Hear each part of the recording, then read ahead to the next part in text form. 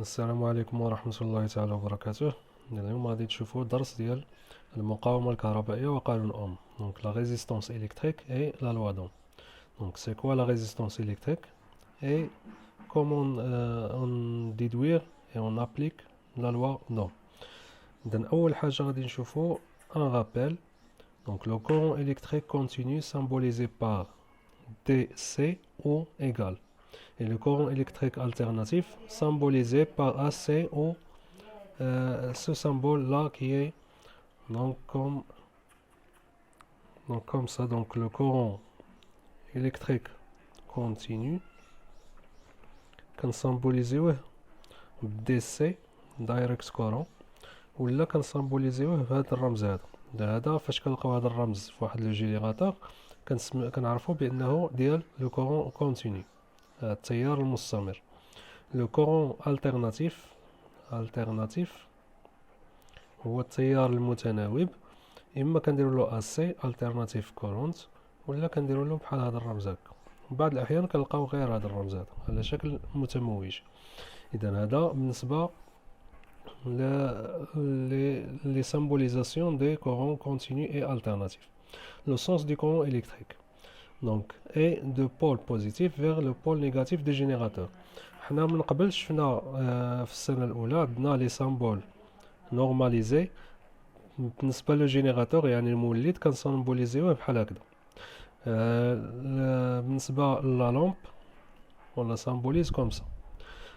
Par exemple l'interrupteur قطع التيار كنسامبوليزيوه بحال هذا الرمز هذا الى غير ذلك. اذا عندنا مجموعه ديال لي سامبول. دونك كي ديليفر لو كورون الكتريك سي لو جينيراتور، مولد هو اللي كيعطينا التيار الكهربائي، ينتج التيار الكهربائي. اذا بالنسبه لنا التيار الكهربائي عنده واحد المنحى معين، عنده واحد لو سونس اي توجور دو بول بوزيتيف فيغ لو بول نيجاتيف. اذا هو كيتجه دائما من القطب الموجب نحو القطب السالب فاش كتكون عندنا دارة كهربائية. إذا إلا شفنا هنا مثلا هذه بطارية ولا مولد، دونك ان بيل كنسامبوليزيوه بحال هاد لو سامبول. دونك ان جينيراتور، هادي اون لامب اي سا سي ان انتربتور. إذا بالنسبة لينا هادشي اللي خصنا نعرفوه بالنسبة لهاد الدرس. بور شاك كورون إلكتريك اسوسيي ان انتونسيتي دو كورون اي اون طونسيون. إذا بالنسبة لأي تيار كهربائي عنده واحد الشدة وعنده توتر.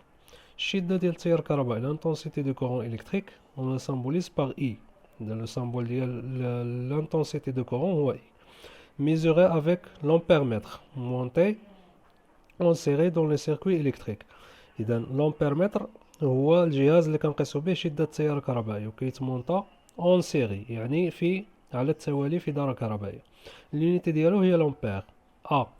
إذا l'amper هي l'unité de courant électrique اللي الرمز ديالو اي، وكنقيسوه بواسطة جهاز الامبيرمتر اللي كيتركب على التوالي اون سيري. انا غادي نوريكم هنايا واحد لو سامبول بالنسبة للجهاز.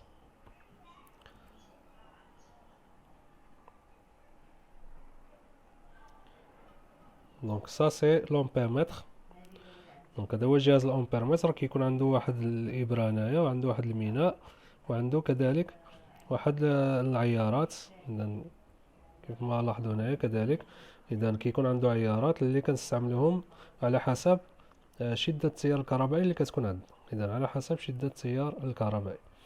كذلك هنا لدينا الفولتمتر. جهاز الفولتمتر كذلك هو يقيس التوتر الكهربائي.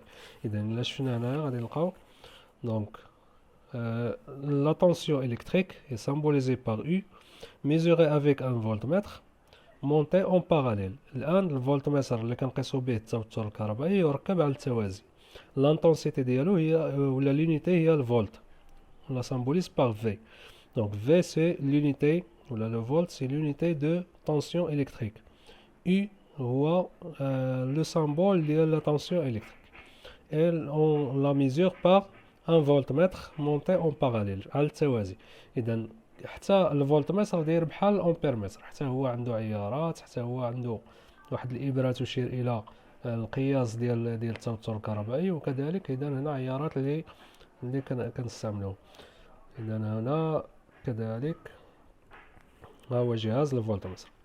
كذلك هنا كاين واحد الجهاز اخر اللي كيتسمى الملتيمتر، يعني جهاز متعدد القياسات. هذا الجهاز هذا كنقيسو به عدة اشياء او عدة مقادير فيزيائية.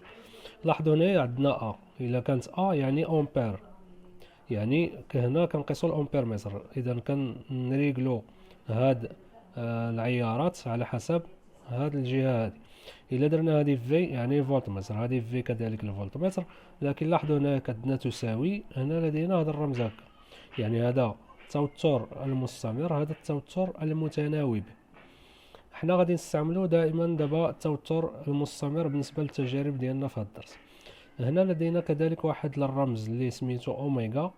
اذا هذا الجهاز كيقيس لنا واحد المعيار اخر اللي هو لا ريزيستانس الكتريك. شنو معنى لا ريزيستانس الكتريك؟ دونك ان كونديكتور اوميك، يعني الموصل الاومي. دونك الان كونديكتور اوميك est symbolisé donc est un dipôle non polarisé. Un conducteur ohmique est un dipôle. شنو معنى ديبول؟ يعني ثنائي قطب.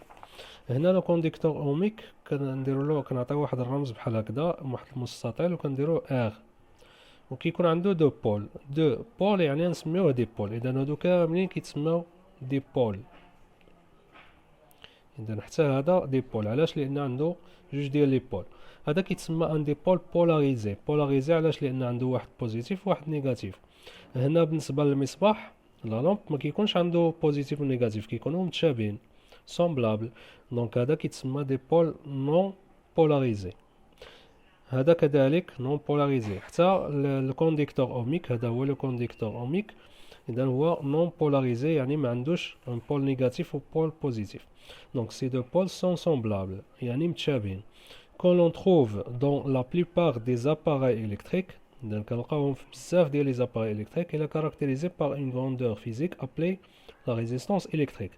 اذا هذا الموصل الاومي، هذا الكونديكتور اوميك، كيتميز بواحد المقدار فيزيائي كيتسمى لا ريزيستانس الكتريك دو سامبول ار.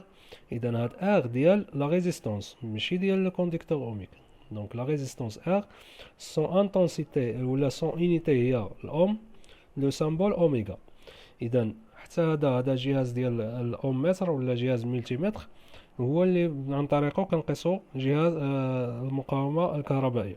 دونك لو كونديكتور اوميك شنو هو الدور ديالو في الدائره الكهربائيه؟ دونك بيرمي دو ديمينيي لانتنسيتي دو كورون دون ان سيركوي الكتريك. سون سامبول نورماليزي اي كوم سا. اذا هذا هو اللي وريتكم لو سامبول ديالو. دونك سا سي لو كونديكتور اوميك. اذا كيكون على هذا الشكل هذا، بحال واحد الشكل ديال واحد لو سيلندر، واحد الاسطوانه، كيكون فيها واحد الحلقات ملونه. اذا هاد الالوان هادو، هاد لي كولور، اذا كنشوفوا بانهم سو سون دي كولور ديفيرون. اذا هاد لي كولور علاش كنديروا هاد لي كولور؟ دونك بور différencier les conducteurs ohmiques l'un des autres. Donc selon la résistance de chaque كونديكتور اوميك. اذا على حسب المقاومه ديال كل موصل اومي كتكون عندنا واحد الالوان ولا حلقات ملونه. هاد الموصلات الاوميه ولا هاد لي كونديكتور اوميك كنلقاوها في واحد اللوحات الكترونيه، مثلا هاد لو طابلو الكترونيك كيكون في واحد الجهاز كهربائي وكيكون عندنا بحال هكذا. اذا هنا عندنا كل جزء من الاجزاء ديال هاد البطاقه كيشتغل بواحد التيار كهربائي معين، ماشي كلهم كيشتغلوا بنفس التيار الكهربائي. اذا علاش كنركبوا هاد لي كونديكتور اوميك؟ دونك بور موديفيي و بور ديمينيي لانتنسيتي الكتريك، باش نقصوا من شده التيار الكهربائي، باش ما يتحرقناش هاد الجهاز هذا.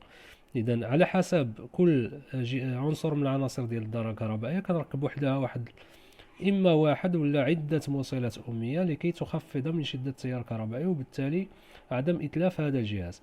اذا على حسب كل واحد شحال خصو في التيار الكهربائي الملائم له. هنا كذلك كنلاحظوا بان كاين عده موصلات اوميه، دونك سو سون دي كونديكتور اوميك ولا كنسميوهم كذلك ريزيستور.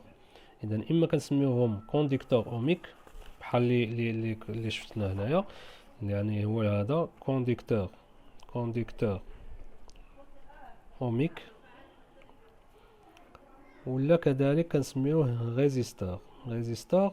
علاش؟ لانه كيتميز بواحد لا ريزيستانس. دونك هذا بالنسبه لهاد الموصلات الاوميه. اذا علاش قلنا كنركبوها وكتكون الحلقات ديالها الملونه مختلفه، لي كولور ديالهم ديفيرونت؟ على حسب المقاومة ديال كل وحدة. كيفاش كنديرو نعرفو شنو هو المقاومة الملائمة اللي يمكن لينا نوضعو هنايا؟ إذن على حسب داكشي اللي غادي نشوفو في لا لوا دوم. إذن أول حاجة غادي نشوفو هنايا، دونك pour déterminer la valeur de la résistance d'un conducteur ohmique on peut utiliser l'ohmmètre, le code décolleur ou bien une loi appelée la loi d'Ohm.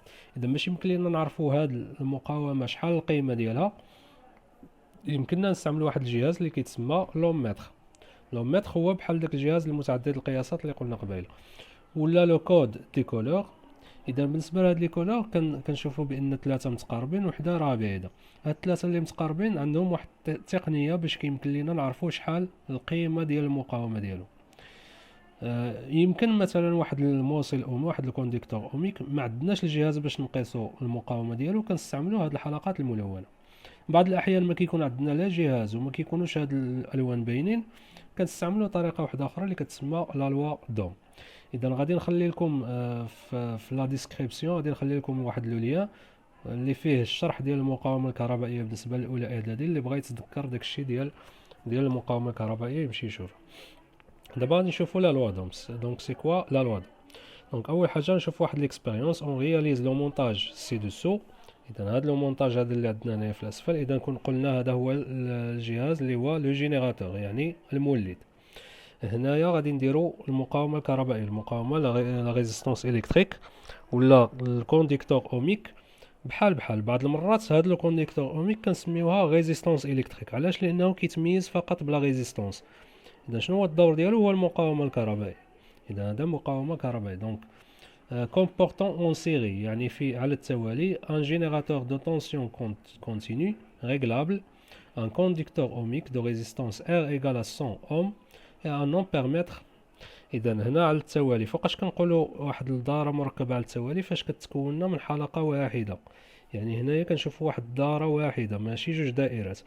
الا اعتبرنا هذه راه دائره وهذه نعتبروها دائره اخرى، لكن حنايا دابا اعتبرنا هذا الموصل اومي ار واعتبرنا واحد لانتيغوبتور، اعتبرنا كذلك واحد الجينيراتور، واعتبرنا كذلك هنا بلاتي نقول لكم علاش درنا هاد السهم. دونك هذا امبيرمتر. الامبيرمتر كذلك كنمثلوه بحال المصباح، هي فقط هنايا كنكتبوا ا يعني امبيرمتر. ثم انه حتى هو كيكون عنده قطبين موجب وسالب، دونك دو بول. هاد لو بول نيجاتيف كيكون مرتبط مع النيجاتيف ديال لو بول نيجاتيف دو جينيراتور، et le pôle positif du générateur est lié au pôle positif de l'ampèremètre. إذا هنا نديرو بلس وهنا نديرو موان. علاش درنا هنا موان؟ لأن هنايا عندنا موان. لو أننا كان هذا بالعكس، كان مثلا هنا بلس وهنا موان، هنا نكتبو بلس وهنا نكتبو موان على حسب كيفاش مركب هذا الجهاز ديال الجينيراتور.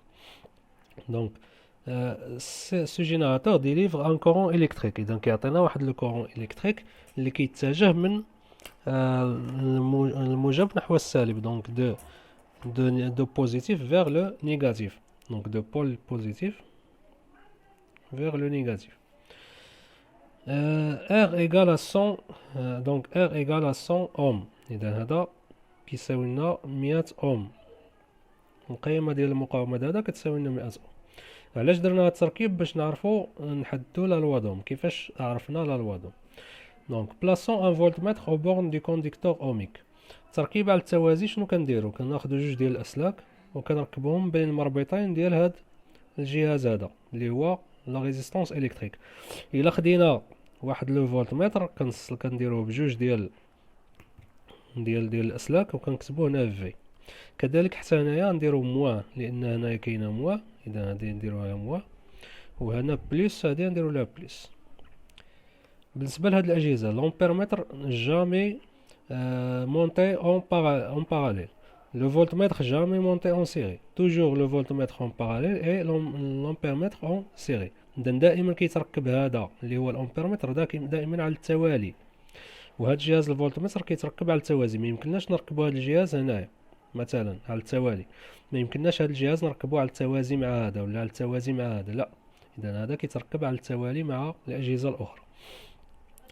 الان شنو قالوا لنا هنايا؟ فيرمون لو سيركوي الكتريك، يعني غادي نفيرميو هذه اي اوغمونطون بروغريسيفمون لا طونسيون دو جينيراتور. اذا حنايا شنو قلنا هنا؟ ان جينيراتور دو طونسيون كونتينيو ريغلابل. شنو معنى ريغلابل؟ يعني كي يمكن لينا نتحكموا في التوتر ديالو. مثلا في الاول غيعطينا 2 ديال الفولت، من بعد نزيدو فيه يعطينا 4 د الفولت، من بعد يعطينا 6 فولت مثلا الى غير ذلك. اذا يمكن لينا نزيدو من le voltage de ce générateur. إذن augmentons progressivement la tension du générateur et dans chaque cas nous mesurons l'intensité du courant traversant le circuit et la tension entre le borne du conducteur ohmique. يعني فاش غادي نغيروا التوتر هنايا غادي يتغير لنا شدة التيار الكهربائي. إذا غادي يقيس لنا هذا واحد الشدة ديال التيار الكهربائي، وجهاز الفولتمتر غيقيس لنا التوتر الكهربائي بين مربطي هاد الموصل الأومي. هاد الجهاز ديال الفولتمتر غادي نشوفوا بان فاش كنركبوا هاد الدائره الكهربائيه كيعطينا التوتر الكهربائي اللي كيقيس لنا هاد الجهاز الفولتمتر هو نفس التوتر اللي كيعطيه لنا هاد المولد. اذا هذا يمكن لنا ما نستعملوش هاد الفولتمتر، فقط نعرفوا من طريق هاد الجهاز ديال الفولتمتر شنو غادي يعطينا. اذا غادي نشوفوا التجربه. هنايا خدينا واحد الجهاز اللي هو الموصل الاومي، دونك لو كونديكتور اوميك، من بعد غادي نركبوه على التوالي في هاد الدائره الكهربائيه. نركبوه على التوالي مع جهاز الاومتر. هنا ما غاديش نستعملوه كاومتر، هذا ملتيمتر، لكن غادي نديروه باش لقياس التيار الكهربائي، وقلنا كنقيسو التيار بواسطه جهاز الامبيرمتر. اذا نستعملوه كامبيرمتر. لاحظوا انه ريغل لنا هنايا العيار بحيث يشير الى ا. اذا هنا اومتر، إذا نركبو على التوالي مع جهاز الأمبيرمتر وسوف يعطينا، لاحظوا أنه كيعطينا 9.9، لكن هنايا لاحظوا بأن كاينة 2.1 فولت. إذا هنا باش يمكن له يقيد النتائج هنايا خصو يدير 2 فولت. إذا 2 فولت خصو يريقل لنا هنايا 2 فولت باش تعطينا واحد القياس اللي هو مضبوط. نعم، إذا 2 فولت، لاحظوا بأنه 2 فولت عطاتنا 9.5 ملي أمبير. إذا هذه بالملي أمبير، إذا 9.5 ملي أمبير. الان غادي يغير لنا هذا. لاحظوا بان هذا اذا كيف ما قلنا ان جينيراتور ريغلابل، يعني يمكن لينا نغيروا له التوتر ديالو كيعطينا. اذا لاحظوا بانه كيعطينا هنا 18 اذا فاصلة 9 ملي امبير. لاحظوا هنايا كذلك غادي يولي عاوتاني يغير. اذا الا غيرنا هذا التوتر الكهربائي الى 6 فولت، هو غادي يغيروا ل 6 فولت. فاش كنغيروا 6 فولت لاحظوا بانه هنا 28، نعم 28 فاصلة شي حاجه. اذا نشوفوها يعطينا 28.1، نعم اذا 28.1 ملي امبير. هنا غادي نغيروه كذلك الى 8 فولت، وغادي نلاحظوا بانه كيعطينا 37.9، يعني تقريبا 38. اذا هذه فقط تجربه باش يمكن لينا نعرفوا كيفاش كنديروا التجربه باش ناخذوا. اذا 10 فولت لاحظوا انه هي 47.2 ملي امبير.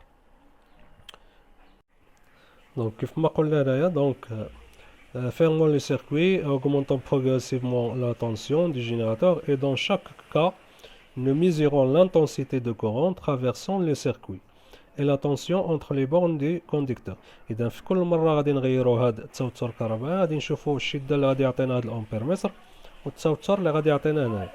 اذا الا خدينا هنايا مثلا فاش كيكون عندنا صفر، يعني ان هاد لا طونسيون مازال ما عطانا حتى شي تيار، التيار كذلك غادي يكون صفر. التوتر الكهربائي هو 2 فولت، كنلاحظوا بان شده التيار اللي كتعطينا هي 0.02 امبير. 4 فولت كتعطينا 0.04 امبير. 6 فولت غادي تعطينا 0.06 امبير. 8 فولت هي 0.08 امبير، و 10 فولت 0.1 امبير.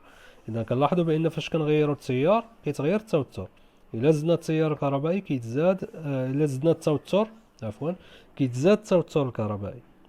يعني الان غادي نحسبوا بحال كيف ما شفنا في لو بوا اي لا ماس، غنشوفوا واحد لو رابور ولا واحد لوكاسيون U sur I en فولت بار امبير. علاش؟ لان U بالفولت و I بالامبير، دونك U sur I.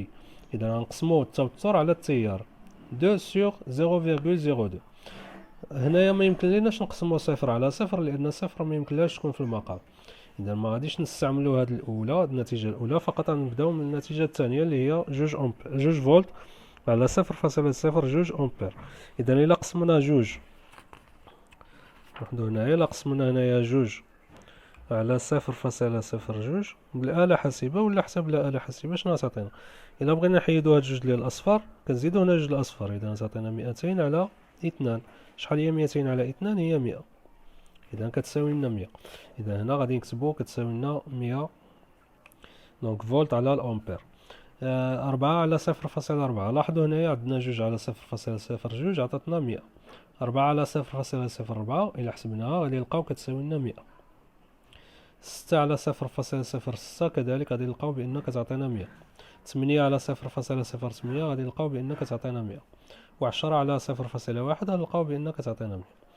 إذا هنا بالنسبة لهاد النتائج التجريبية اللي عطاتنا كنلاحظوا بأن هنايا كنغيروا التوتر، كيتغير لنا التيار، لكن هاد القيمة هادي U على I، التوتر على التيار، دائما كتبقى ثابتة كتساوي لنا 100. Donc on constate que la valeur U sur I est égale à 100 volts sur ampère reste constante. Donc cette valeur représente la résistance. علاش قلنا elle représente la résistance؟ لاحظوا هنايا في التجربة فاش جينا نقوموا بالتجربة شنو قلنا؟ On prend un conducteur ohmique de résistance R égale à 100 ohms. إذا لاحظنا بأن التوتر على التيار فاش كنقسمو التوتر على التيار لا تونسيون سيغ لانتونسيتي دو كورون كنلقاو كتساوي لنا واحد القيمة اللي كتساوي لنا R. إذا هي لا ريزيستونس de ce conducteur ohmique. On peut écrire donc R égale à U sur I. هاد U sur I فاش حسبناها عطاتنا هي نفسها لا فالور دو R. و U égale à R fois I. علاش منين جبنا هاد U égale à R fois I؟ من هادي. دونك إلا بغينا نخليو U بوحدها هنايا وهاد I نرجعوها لهنا، هاد I كاينة في المقام، فاش كترجع للطرف الآخر كتولي في، إذا كانت مقسومة غادي تولي فيها، تولي لا ملتيبليكاسيون. دونك U égale à R fois I. دابا غادي نشوفو واحد الحاجة اللي سميتها لا كاركتيرستيك دو كونديكتور أوميك، يعني مميزات الموصل الأومي. شنو معنى مميزات الموصل الأومي؟ هو واحد لا كورب que l'on trace. Donc on trace la courbe de variation de la tension U aux bornes du conducteur ohmique en fonction de l'intensité de courant I qui le traverse. إذا هاد النتائج هادو اللي حصلنا عليهم في هاد الجدول غنرجعوهم على شكل واحد المنحنى. هاد U غادي تكون هي اللي في لي زابسيس، ولا عفوا هاد U هي اللي غادي تكون في لي زوردوني، و I غادي تكون في لي زابسيس. إذا U درناها في لي زوردوني و I درناها في لي زابسيس وبواحد ليشيل اللي هو باين. يعني مثلا هنا خديت 1 سنتيمتر بالنسبة ل 2 فولت، إذا مشيت بال1 سنتيمتر 4 فولت 6 فولت 8 فولت اي 10 فولت. هنا 0.02 أمبير بالنسبة لشدة التيار I مشينا بكل 1 سنتيمتر، إذا كل 1 سنتيمتر كتساوي لنا 0.02 أمبير باش يمكن لينا نديرو لا تراس دو لا كور. Et chaque valeur correspond de U correspond à une valeur de I. Donc هاد لا فالور دو U مثلا هنا عطاتنا، هنا كاينه جوج كتقابلها 0.02. إذا كيف ما شفنا في لو بوا لا ماس، إذا شنو كنديرو واحد النقط متقطعة، وهنا كذلك كنديرو نقط متقطعة. النقطة ديال التلاقي ديالهم هي اللي كنعتبروها واحد لو بوا. مثلا هنا عندنا 4 0.04 كذلك نديرو هنا نقط متقطعة بالنسبة ل 0.4 كذلك، وغادي نشوفو شنو غادي تعطينا. بالنسبة لهاد لا ريبريزونطاسيون يمكن لكم ترسموها نتوما في الدفتر ديال الدروس. إذا عندكم المربعات بحال هكذا، يعني كل مربعين كل جوج المربعات فيهم 1 سنتيمتر. إذا يمكن لكم تاخدو مثلا كل جوج المربعات 0.02 أمبير. إذا نمشيو بجوج ديال المربعات، كذلك هنا ناخدو كل جوج المربعات هما 1 سنتيمتر. هو نورمالمون خصنا نطراسيوه هنا في البابيي مليمتر، يعني هنايا في هاد لو بابيي هذا يمكن لينا نسطرو الجدول. إذا هنا كيكون عندنا لي سنتيم راهم باينين، لكن حنا بما أن راه ما يمكنش أننا دابا نخرجو وناخدو لي بابيي، إذا نرسموه فقط في لو كايي دو كور، بحيث أن كل جوج المربعات راهم عندنا 1 سنتيمتر، وعندنا يعني هداك الشيء راه واضح. من بعد غادي نشوفو بأن كتعطينا واحد لا كورب اللي هي دايرة بحال هكذا، دونك اون ليني droite qui passe par l'origine. Donc lorsqu'on trace la courbe de U en fonction de I، إذا I كنديروها في محور الأفاصيل و U كنديروها في محور ديال الأراتيب، دونك لي زوردوني وهنا لي زابسيس. إذا شنو كنلاحظو هنايا كذلك أن كاين واحد المنحنى اللي كيمر من أصل المعلم. Donc c'est une droite qui passe par le centre ou l'origine de ce repère. إذا واش كاين شي علاقة ما بين U و I؟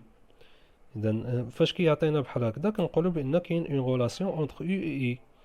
إذا علاش؟ لأن هاد لا courbe اللي عطانا c'est une droite qui passe par l'origine. وفاش كيكون une droite qui passe par l'origine إذا دائما شنو كنقولوا بأن بحال كيعطينا f de x بحال اللي شفتو في المات f de x est égal à ax. بالنسبة لينا حنايا f de x شنو هي؟ f de x هي u. donc u égale a يعني واحد المعامل موجه فوا i لأن i هي اللي كاينة هنايا في لي زابسيس.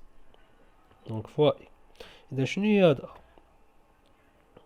donc ce a c'est le coefficient directeur.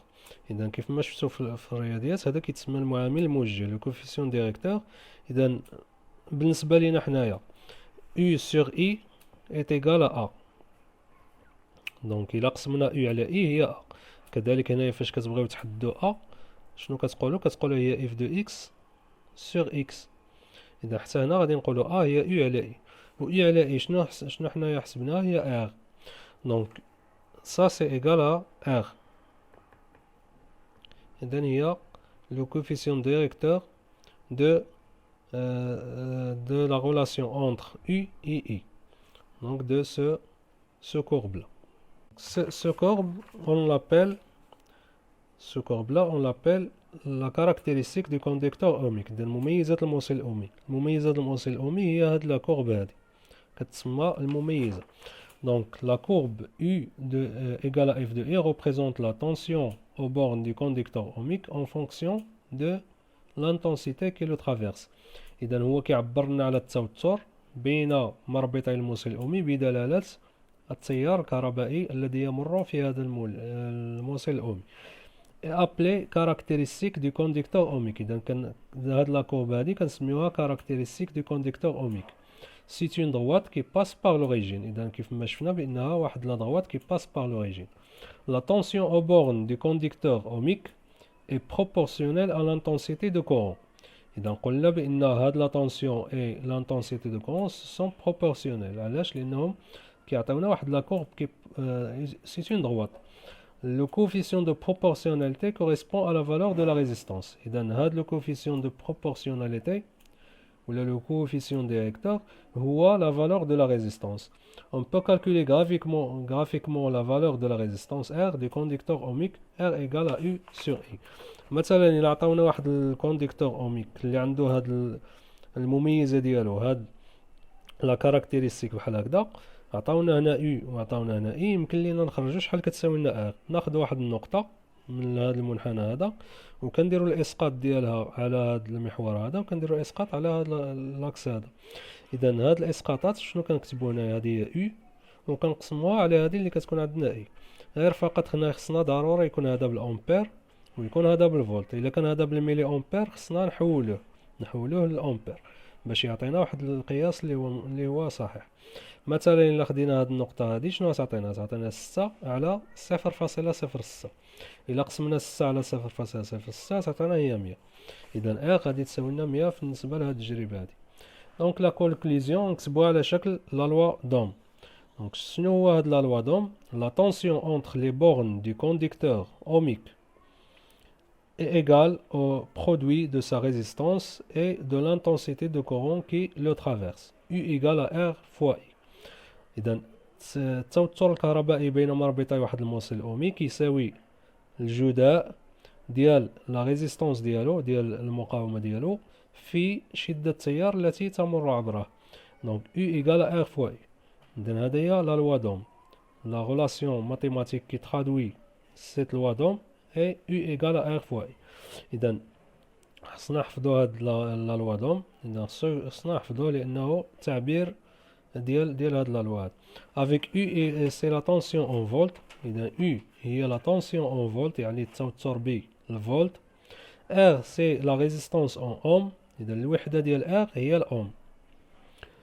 I c'est l'intensité de courant électrique en ampères. إذا هذه بالأمبير خصها تكون هذه I بالأمبير. Donc à partir de la loi d'Ohm يمكن لنا نخرجوا I ويمكن لنا نخرجوا R. إذا la loi d'Ohm شنو هو U égale à R fois I. La tension égale le produit de R fois I. On peut déduire I. إذا باش يمكن لنا نعرفو I هي U على R. وباش يمكن لنا نعرفو R هي U على I. إذا لاحظوا هنايا دائما U كتبقى لنا في البسط. إذا باش يمكن لنا نعرفو R كنقسمو U على I. باش يمكن نعرفو I كنديرو U على R. دائما هاد U هادي خصها تبقى في البسط. إذا هاد U هادي كتبقى في البسط. U كتساوي لنا R في I. R هي U على I و I هي U على R. باش نفهمو أكثر غندوزو فواحد l'exercice d'application. Donc, quelle intensité traverse un conducteur ohmique de résistance 400 ohms s'il est soumis à une tension de 40 volts. يعني شنو هو شدة التيار اللي غادي تمرر من واحد الكونديكتور اوميك اللي المقاومة ديالو R كتساوي لنا 400 اوم ولا طونسيون ديالو U كتساوي لنا 40 فولت. السؤال الثاني un conducteur ohmique est traversé par un courant de 10 mA quand il est soumis à une tension de 20 volts. Quelle est la valeur de la résistance؟ إذا واحد الموصل أومي كيمر عبره واحد التيار اللي هو 10 ملي أمبير فاش كيكون مطبق عليه واحد الطونسيون ديال 20 فولت. إذا شحال كتساوي لنا لا فالور دو لا ريزيستونس ديالو؟ لا troisième question un conducteur ohmique de résistance 1000 ohms est parcouru par un courant de 220 mA à quelle tension il est soumis؟ إذا شنو غادي هو لا طونسيون ديالو؟ إذا وقفوا الفيديو وجاوبوا على الإكزرسيس دابليكاسيون من بعد عاد كملوا. الآن نمروا للتصحيح ديال هذا التمرين التطبيقي هذا. دونك l'intensité qui traverse le conducteur ohmique de résistance 400 ohms est soumis à une tension de 40 volts. إذا دائما كنطلقوا من العلاقة ديال لا لوا دوم. دونك d'après la loi d'Ohm إذا لا لوا دوم شنو كيقول لنا؟ كيقول لنا بلي U كتساوي لنا R فوا I. إذا هنا يمكن لينا نديرو اون بوان ولا يمكن لينا نديرو هاد الإشارة ديال الجداء. إذا حنايا شنو كنعرفو R هي 400 أوم وشنو عطاونا تما كذلك عطاونا V هي ولا U كتساوي لنا 40 فولت. إذا شنو طلبوا منا؟ نحسبو I. هنايا اللي بغينا نخرجو I شحال كتساوي لنا I هنايا؟ إذا قلنا دائما هذه كتبقى في البسط U على R. دائما U كتبقى لنا هنايا الفوق. دونك I إيكال U سور R. I إيكال إذا U خصها تكون بالفولت و R خصها تكون بالأوم. إذا هادو راهم كاينين دونك 40 سور 400. 40 سور 400 اللي حسبناها لقاوها 0.1. وشنو نكتبو هنا؟ نكتبو أمبير لأن هادي بالأمبير.